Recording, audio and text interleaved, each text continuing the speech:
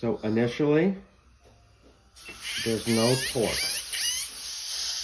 I can't cut. I can get the burr to stop. If we hold 1, 2, 3, 4, 5, 6, now I can cut very easily. Again,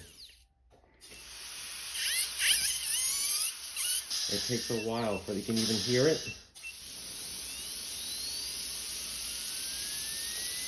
Now it's at full speed and I can cut. So there's a delay.